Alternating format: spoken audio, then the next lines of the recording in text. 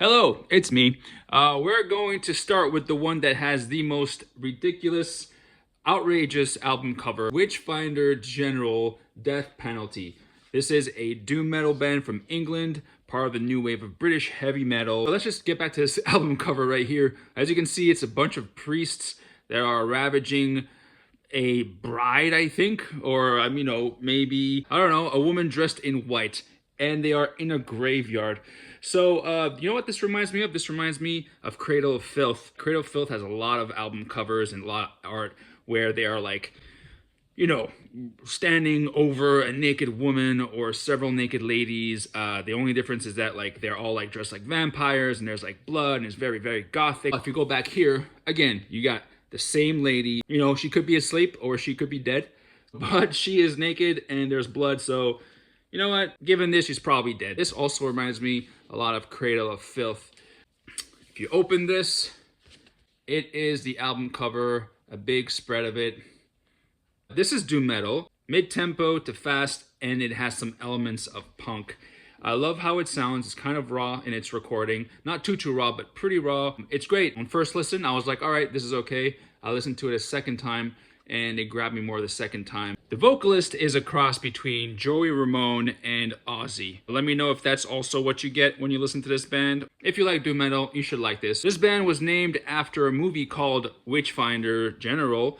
It came out in the 1960s, and it was a pretty brutal movie for its time. The Inquisition all across England burned witches and tortured people. I will include the link to the trailer in the description. So this band disbanded in 1984 because of controversy relating to its explicit album covers. Check it out, listen to it, let me know what you guys think. Up next, we got a band called Bang. Now, before we continue, I just want to say thank you to my friend Cassie for letting me borrow these records that I'm making a review of today. She's a fan of prog rock, hard rock from the 70s. She's got a great collection. She's also the bassist in my band, Cranium Drain. I'll add a link in there. Thanks, Cassie. That's awesome. Appreciate Cheers. it. If you're a fan of Black Sabbath, Pentagram, or anything that sounds like this from the 70s, check this band out. I don't think you'll be disappointed. The guitars, the bass, the drums are amazing. Let me just show you this right here. Look at this spread. The singer, similar to Ozzy, mixed with Bobby Liebling, maybe even some Robert Plant. This band wasn't around for that long.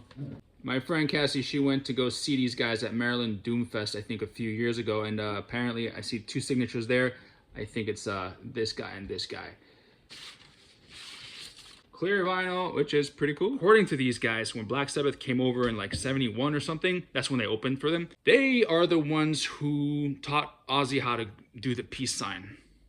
I don't know if that's true, because I know in England they have this, which is the British middle finger. So I don't know. Maybe they were like, yeah, go like this. All this you can read in their website, which I'll include a link down there. The next record I got is Captain Beyond, a band I never heard of until I got a hold of this record. This is a pretty crazy album cover. You got all kinds of characters on this one. You got the devil that's talking to this hand that is pulling this horse that's sawed in half, and then you got Captain Beyond chilling there, and then next to him you got some tripped out doll alien robot thing. If you flip on the back, you will also see a bunch of crazy characters. This is a totally trippy album. Not just the cover, but also the music. It is great.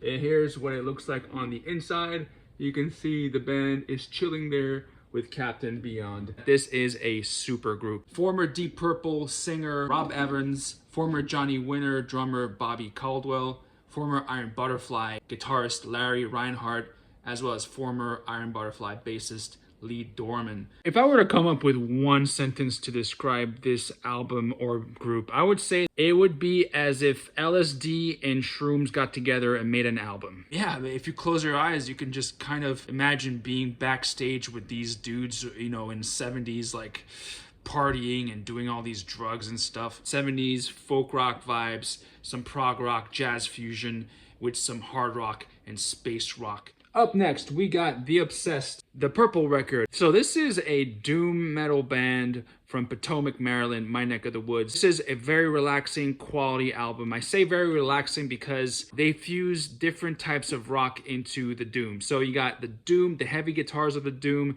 mixed with some radio rock, mixed with some southern rock, and weaved in all together with some blues. The guitarist here, which is the main guy called Wino, is terrific. He shreds. He can shred and is very, very talented. So this is pretty damn cool. The whole record is great, but if I have to choose one song on here, it would have to be The Way She Fly. It is just listen to that song if you don't know it, and tell me that it's not mean as hell. It's badass.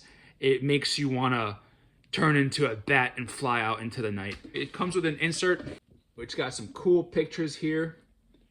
I love it when inserts come with a lot of pictures and cool things to look at. You also got like some band history over here, as well as a nice picture of the group and the lyrics. They broke up in the late 80s, and Wino went on to join a band called St. Vitus, another very prominent doom band. Up next, I've got an album that many of you out there probably already know about. Screaming for Vengeance by Judas Priest. Awesome album cover. It's got the Hellion, great guitars, fast, amazing solos, very melodic.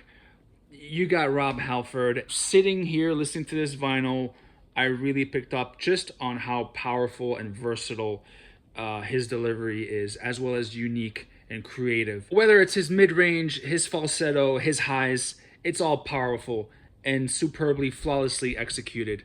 I really dug this the most out about this album. Now, singing on an album is one thing, but if you truly want to see just how good Rob Halford is, check out Screaming for Vengeance live. I've included a link in the description. He does it, if better than what's on this record, and it's not an easy song to sing.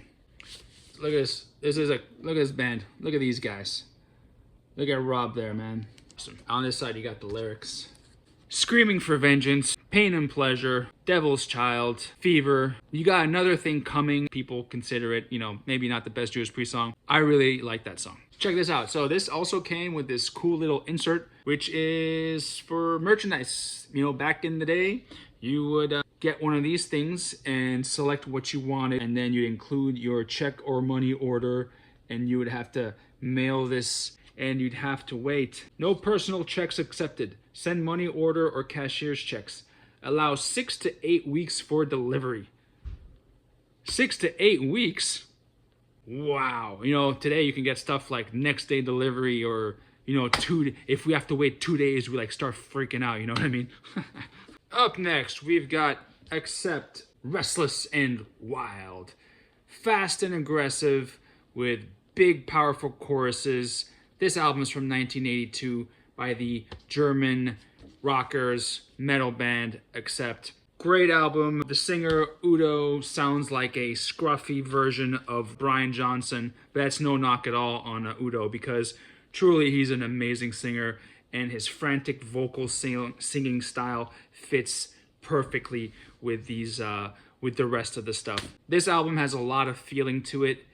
There's even a ballad on this called Neon Nights. It's like a heavy ballad, and it truly is very sentimental. What I really liked about this album is that they combine a lot of the fast aggressiveness with a lot of feeling, and also great musicianship as well. The guitars are great. They sometimes go into neoclassical territory in the solos.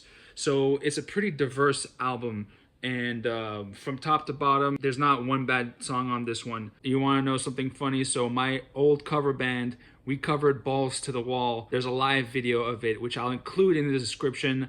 I'm the singer. Let me know how I did. I would appreciate it. Thank you. You don't have to watch it, but just if you have time, check it out. Next, we've got Blitzkrieg, A Time of Changes, a British band from 1980. Well, this album is from 1985, but it got re-recorded in 2015, which is the album that I'm holding. The funny thing about this album cover is that this is kind of reminiscent of the Judas Priest album we just saw, the Screaming for Vengeance.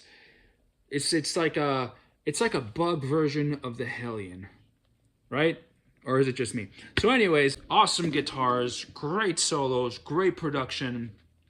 Album art is pretty cool. I like it. The only thing that I don't like and I just can't get over is the singer. I just wish that he was more versatile. It's just too monotone for my taste.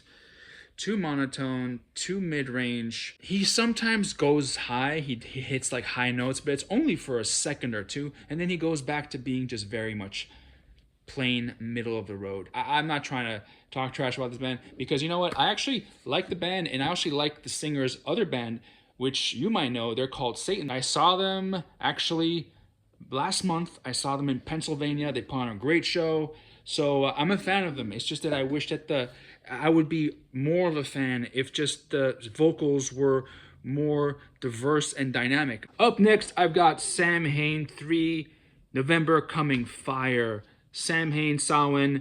It's the band that Glenn Danzig formed after leaving the Misfits in 1983. This band is very different from the Misfits, but also very similar.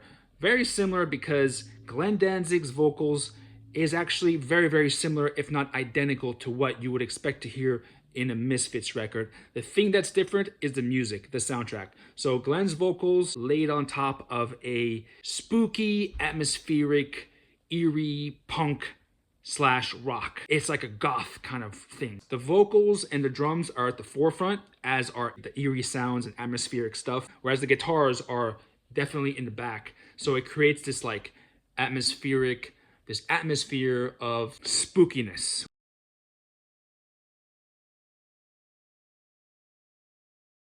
It may not be as in-your-face catchy as a Misfits, but this is a record that will grow on you, seep into your bones, and once it does, it's too late because that's it, you're dead. Also really cool is this orange record. I love it. And lastly, but definitely not least, we've got King Diamond, The Dark Sides, an EP. This is a picture disc, and it features King Diamond's face, which is just too cool. He is such a great falsetto singer. Like every other King Diamond record, the musicianship is top notch. I'm talking the drums, the bass, the guitars. This is kind of like a best of album, but it's an EP. It's got Halloween, Them, No Presents for Christmas, Shrine, The Lake. Oh, sorry, Them is a, it's not a song, but anyways, it's got some great songs. It's a short record, but it is an awesome one. Here's a fun fact for you. So Gene Simmons saw this and thought that King's face paint was a copyright infringement, so he sued King Diamond, and King Diamond had to change his face paint, not for this cover, but I mean, I guess for the other press that he was doing and for the tour and all of that. So there you go. If you are one of the few people who are still watching the video this far into the video, wow, I am shocked, man. Leave me a comment. Let me know. Thanks to Cassie for letting me borrow her records and do a review on them. I really appreciate that. To the rest of you, thank you once again. I really appreciate all of you. And I will see you in the next video. Peace.